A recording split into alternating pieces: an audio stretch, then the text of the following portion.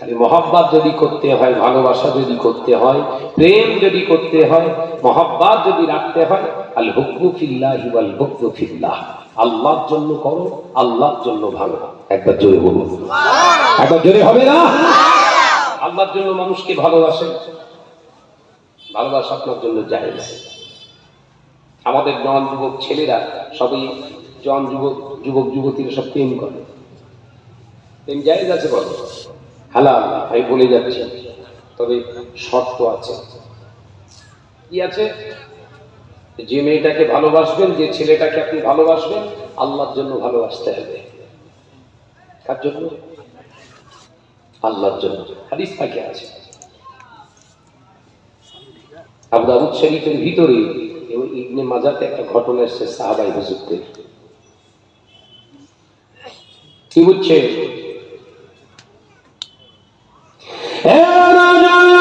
মদিনার মসজিদে নবী শরীফে আল্লাহ নবীর সাহাবী হযরত বেলাল রাদিয়াল্লাহু তাআলা আনহু আযান হেঁকে দিলেন, আল্লাহু আকবার, আল্লাহু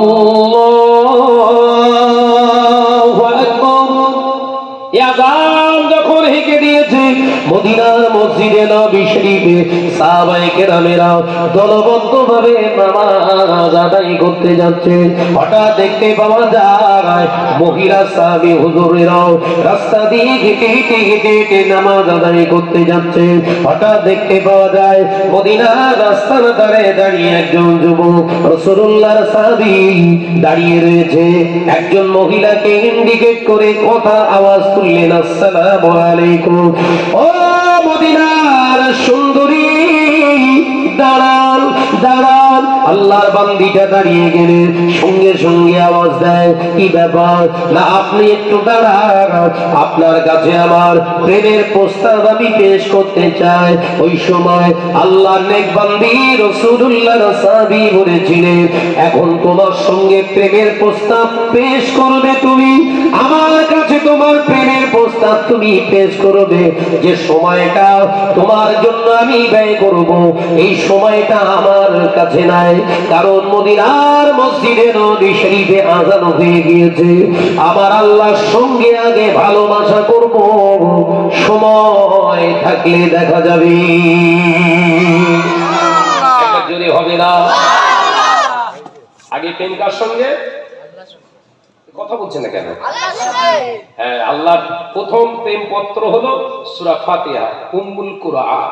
একবার জোরে বলে আল্লাহর কাছে প্রেম পত্র লিখতে গেলে প্রথম কোনটা? সূরা ফাতিহা। বান্দার সঙ্গে আল্লাহর প্রেম সংযোগ মধ্যস্থলের চিঠি, প্রথম চিঠি হলো সূরা ফাতিহা। একবার জোরে বলে সুবহানাল্লাহ। প্রেম করেছেন কোনদিন? পরের মেয়ে সর্বনাশ করার জন্য তো ছোটাছুটি খোদাখুদি। যত বাজারে মহিলারা সব বেপর্দা বেহায়া অবস্থায় ঘুরছে, ওই অবস্থায় বিনা তওবায় মরে গেলে লা হিসাবা ফাদলাহু ফিন্নার, ওদের কোনো হিসাব নেই, ঠ্যাং ধরবে আর জাহান্নামে ফেলবে। যে হুজুরি দোয়া চাক ওদের কবরের পাশে থাকবে, সেকেন্ডে সেকেন্ডে বাস করবে, মিনিটে মিনিটে না। এরা হলো জীবনের দাওয়াত দেবে। ও ভাই শাহনাজ করে না, সবাই একদিক, শাহনাজ একদিক, আল্লাহ আল্লাহ রসুলকে দিয়ে থাকতে চায়, দরকার নেই। হুজুর হবার শখ নেই, প্রকৃত মুত্তাকিন হবার শখ আছে। কথা বুঝতে পারছেন? হুজুর হবার শখ ছিল না মুজাদ্দিদুজ জামানে, হুজুর হবার শখ ছিল না হযরতে আল্লামা হিন্দ, আল্লামা বড় মাওলানা রুহুল আমিন সাহেব রাহমাতুল্লাহ আলাইহি। হুজুর হবার শখ ছিল না পীর দরগাপুরি রাহমাতুল্লাহ আলাইহি। হুজুর হবার শখ ছিল না পীর চাঁদপুরি গোলাম রসুল চাঁদপুরি রাহমাতুল্লাহ আলাইহি। হুজুর হবার শখ ছিল না পানিগোবরা হাফেজ সাহেব হুজুর কেবলা রাহমাতুল্লাহ আলাইহি। হুজুর হবার শখ ছিল না কানিয়ানি হুজুর কেবলা আব্দুল খালেক সাহেব রাহমাতুল্লাহ আলাইহি। এসব হুজুর হবার শখ ছিল না, কিন্তু দুনিয়ার মানুষ হুজুর বলে মেনে নিয়েছে। একবার জোরে বলেন সুবহানাল্লাহ। একবার জোরে বলবেন না? আমাদের শখ বেশি। কথা বুঝতে পারছেন? ওনাদের শখ ছিল না, ওনাদের শখ একটাই ছিল, প্রকৃত মুত্তাকিন হওয়া। একবার জোরে বলুন না। আল্লাহ কবুল করে নিয়েছে। রাসূল পাক সাল্লাল্লাহু আলাইহি ওয়াসাল্লামের সাহাবী দাঁড়িয়ে খামোশ খেয়ে গেলেন। মহিলাটা বলে কি, আমি প্রস্তাব দিলাম, এরকম সুঠাম দেহি চেহারার যুবক, আমি প্রেম প্রস্তাব দিলাম, প্রত্যাখ্যান করলো, আমাকে বললো আল্লাহর সঙ্গে প্রেম আগে। মাথাটা ঘুরে গেছে।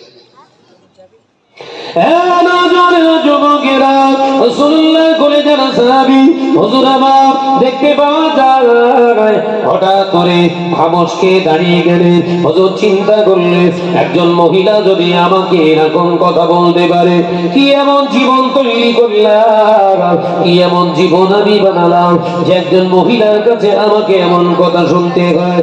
না না না, দেরি নয়, মদিনার মসজিদে নবী শরীফে নামাজ আদায় করতে গেলে হুজুর আমার নামাজ আদায় করলে একদিন যায়, দুদিন যায়, এক সপ্তাহ, এক মাস অতিবাহিত হয়ে গেল, মদিনার রাস্তার ধারে আর কেউ দাঁড়ায় না। এই নজনেরা যুবকেরা একটানা 3 মাসের মতো অতিবাহিত হয়ে গেল। যে জায়গায় সাহাবী হুজুর নজন যুবক ছেলে দাঁড়িয়েছিল, ওই একই জায়গায় মদিনার মসজিদে নববী শরীফে হযরতে বেলাল রাদিয়াল্লাহু তাআলা আনহু যখন আযান হেঁকে দিয়েছে, ওই একই জায়গায় আল্লাহর বান্দি দাঁড়িয়ে আছেন। জোরে বলুন সুবহানাল্লাহ। আগে দাঁড়িয়ে ছিল ছেলে, এখন দাঁড়িয়ে আছে কে? আগে আল্লাহকে জয় করো, আল্লাহর কাছে কোনো কমি নেই। যে তোমার প্রতি বিদ্বেষ পোষণ করে, তোমাকে দেখতে পারে না, খারাপ চোখে দেখে, আল্লাহর কাছে চাও, ওই একদিন এসে তোকে জড়িয়ে রাখবে। একদম জোরে বলুন সুবহানাল্লাহ। ভালোবাসার মানুষটাকে আগে ধরো না, ভালোবাসার মানুষের সৃষ্টিকর্তাকে আগে ধরো। একবার জোরে বলুন না সুবহানাল্লাহ। আমরা কোনটা ধরছি? স্রষ্টার সৃষ্টিটাকে নিয়ে পাগল হয়ে গেছে, স্রষ্টা ছেড়ে দিয়ে আল্লাহ আল্লাহ হতে পারবে? ও নজরেরা, যুবকেরা, ছেলেরা, বাচ্চারা, পর্দানিশীরা, মা বোনেরা, আল্লাহ নবী রাসূল পাক সাল্লাল্লাহু আলাইহি যুবতী সাহাবী দাঁড়িয়ে রয়েছে। আল্লাহ নবী কলিজার সাহাবী হযরত বেলালের আযান শুনে মদিনার মসজিদে নবী শরীফের দিকে এগিয়ে যাচ্ছে। হঠাৎ সেইখানটায় দাঁড়িয়ে আওয়াজ দিলেন, আসসালামু আলাইকুম ইয়া আখি, আল্লাহর বান্দা, ও ভাই আপনি দাঁড়ান। ওই মহিলাটার সালাম শুনে সালামের জবাব দিয়ে দাঁড়ালেন, কিন্তু মহিলার দিকে আর ফিরে তাকায় না। একবার জোরে হবে না? একবার জোরে হবে না? অন্যদিকে তাকিয়ে দাঁড়িয়ে রইলেন। ও নওজওয়ানেরা, মুরব্বিয়ানগণেরা, শুনে রেখে দিন, জেনে রেখে দিন, সঙ্গে সঙ্গে ওই মহিলা আল্লাহ রাসূলের সাহাবী বলেছিলেন, ও আল্লাহর বান্দা, আজ থেকে কিছুদিন আগে তুমি আমাকে যে কথাটা বলতে চেয়েছিলে, এবার আমাকে বলো। সেই আমাকে ডেকেছিল এইখানটায় দাঁড়িয়ে, কি বলবে বলেছিল, এবার বলো। তার মানে সাহাবী হুজুর দেখে দিয়েছে, এখন নামাজ পরহেজগার মুত্তাকিনের রাস্তা ধরে ফেলেছে, এবার ওর কথা শোনা যায়। মুত্তাকিনরা অন্যায় রাস্তা কখনো চুনে না। একবার জোরে বল সুবহানাল্লাহ। ছেঁচড়া, কুকুর, ল্যাপচোর, এরাই ভালোবাসা করলে বাগান খোঁজে। এই কথা বলছে না কেন? এরা মানুষ না? বলো, আপনারা রাগ করছেন বলে। মানুষ যারা হয়, মনুষ্যত্বের উপরে ডিপেন্ড করে তার জীবন চলে।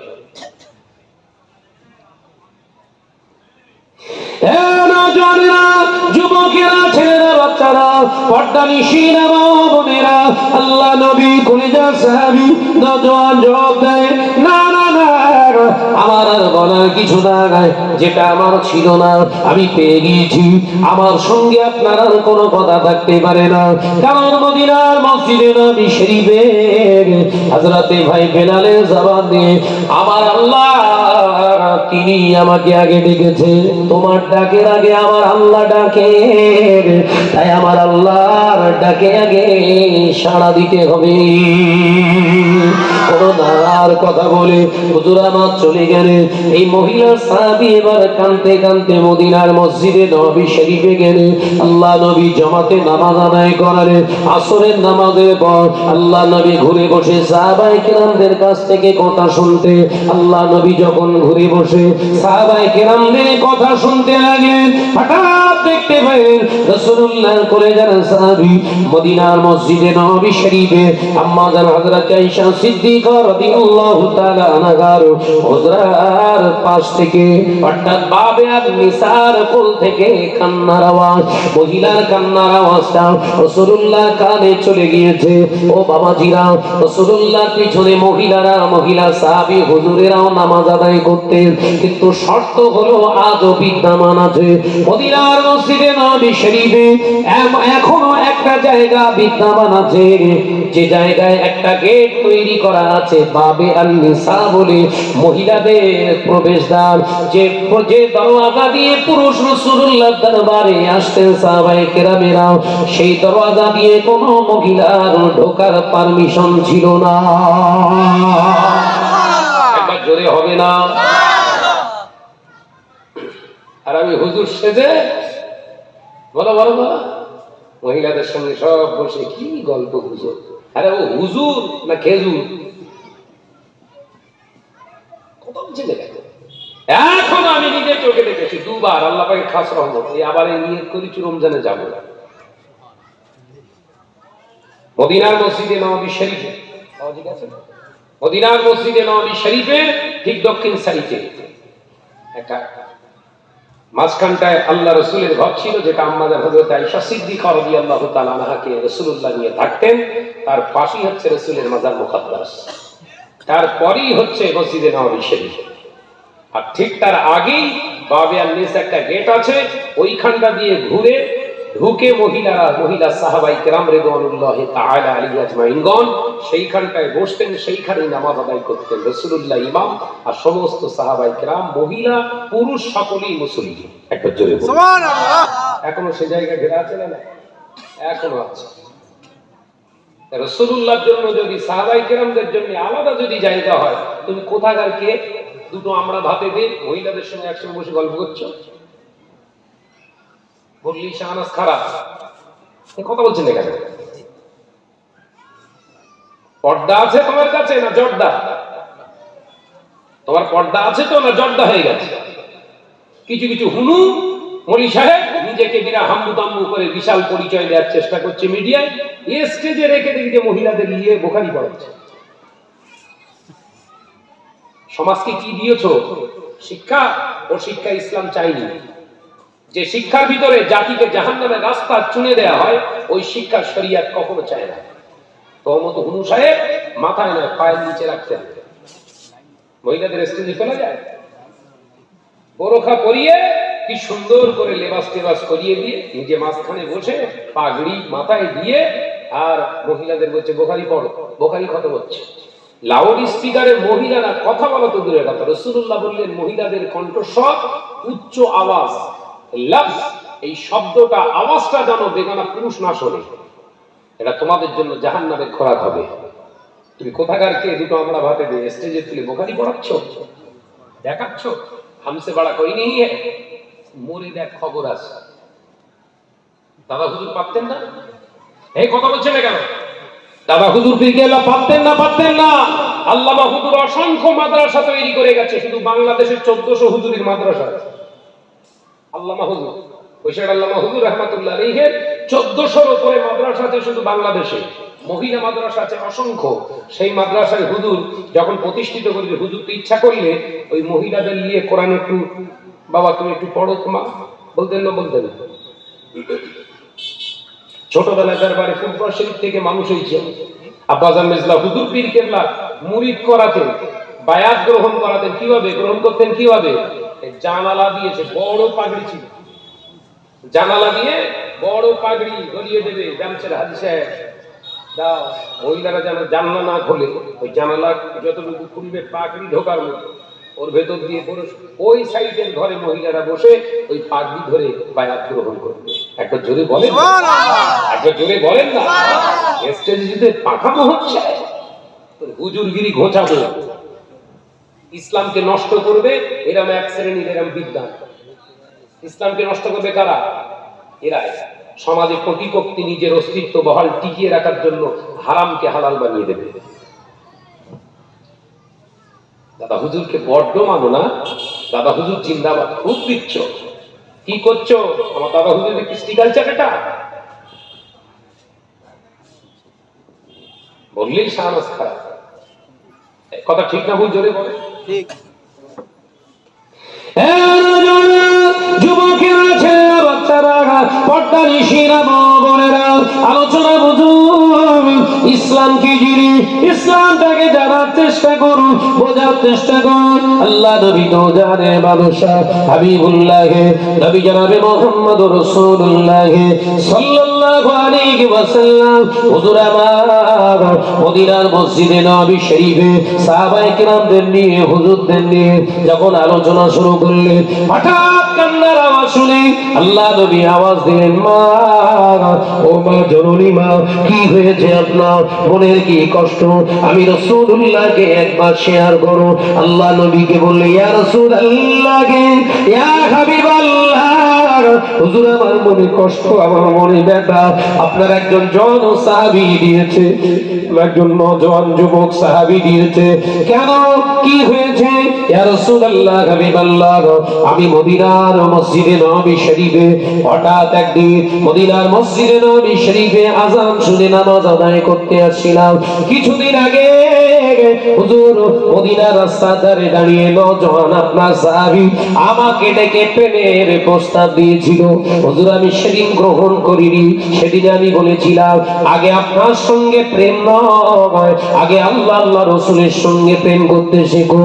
আল্লাহ আল্লাহ রসুলকে বাদ দিয়ে প্রেম করা মুমিনের জন্য জায়েজ নয়। একবার জোরে হবে না? একবার জোরে হবে না? ইয়া রাসূলুল্লাহ, ইয়া হাবিবাল্লাহ, হুজুর বহুদিন অতিবাহিত হয়ে গিয়েছে। আজ যখন আমি মদিনার রাস্তাতে অপেক্ষামান, আজ আমি প্রেমে প্রস্তাবটা গ্রহণ করব। হুজুর আজকে আপনার সাহাবীকে দেখে আমি সালাম দিলাম, আমার দিকে তাকানো তো দূরের কথা, একটু সময় পর্যন্ত দিলেন না। তিনি একটাই কথা বললেন, আমার আল্লাহ আল্লাহ রাসূলকে আমি পেয়ে গিয়েছি, দুনিয়ার আর কিছুর দরকার নাই। ইয়া রাসূলুল্লাহ, হাবিবাল্লাহ, ওই কথাতে আমার বড় কষ্ট লেগে গিয়েছে। আল্লাহ নবী বললেন, কে আছো বাবা সাহাবী, আমার মাকে কষ্ট দিলে? কে উঠবে? এই কথা বলছেন না। সাহাবা হুজুরদেরকে লক্ষ্য করে রাসূলুল্লাহ বললেন, কে এই কাজটা করেছো? কে? আমরা হলে একবার বলবো? একদম মনে হচ্ছে পুরো ফেরেশতা বসে নেই, কেউ জানেই না। এই কথাটা ঠিক বুঝতে পারে, কিন্তু রাসূলুল্লাহ সাহাবীরা মিথ্যা বলতে জানতেন না। একবার জোরে বলুন না, একবার জোরে হবে না? সঙ্গে সঙ্গে হাত তুললেন, লাব্বাইক ইয়া রাসূলুল্লাহ, হাবিবাল্লাহ, হুজুর আমি হাজির, আই এম প্রেজেন্ট। আল্লাহ নবী বললেন, কেন এমনটা করলে কেন? আল্লাহ নবী সাহাবী বললেন, ইয়া রাসূলুল্লাহ, ইয়া হাবিবাল্লাহ, তখন আমার নবীর প্রতি, আমার আল্লাহর ইবাদতের প্রতি, আমার আল্লাহর প্রতি এত মহব্বত ছিল না, যার কারণে আমি তার প্রেমের প্রস্তাব দিয়েছিলাম। ইয়া রাসূলুল্লাহ, হাবিবাল্লাহ, হুজুর আমি আমার আল্লাহকে চিনেছি, আমার নবীকে আমি মহব্বত করতে শিখেছি, নামাজের প্রতি একগ্রতা আনতে পেরেছি। ইয়া রাসূলুল্লাহ, হাবিবাল্লাহ, তাই তার প্রেমের প্রস্তাবটা আমি আর দিই না, কারণ আমার আর ভিতরে সেই প্রেমের খোদা নাই। আল্লাহ নবী বললেন, তুমি 3 মাস আগে দিয়েছিলে কিনা বলো? ইয়া রাসূলুল্লাহ, হাবিবাল্লাহ, দিয়েছিলাম। আল্লাহ নবী বললেন, এখন কি চাও বলো? ওই মহিলার প্রতি কি একবারও তোমার চিন্তা আসে যে ওটা যদি তোমার স্ত্রী হয়ে যায়, ওটা যদি তোমার স্ত্রী হয়ে যায়, তুমি কি মেনে নেবে? আল্লাহ নবী সাহাবী মুচকি হেসে বললেন, হুজুর অসুবিধা নাই, কারণ বিবাহ করাটা আপনি সুন্নাত বলেছেন, আপনার মহব্বতে আপনার সুন্নাতকে জিন্দা রাখতে আমার জীবনে বিয়ে করতে আমার অসুবিধা না। রাসূলুল্লাহ এমনি বিয়ে করবো না, আপনার সুন্নাত হিসাবে আপনার সুন্নতকে আমার জীবনে জিন্দা রাখতে আমি বিবাহ করবো, অসুবিধা নেই। একটা জোরে বলে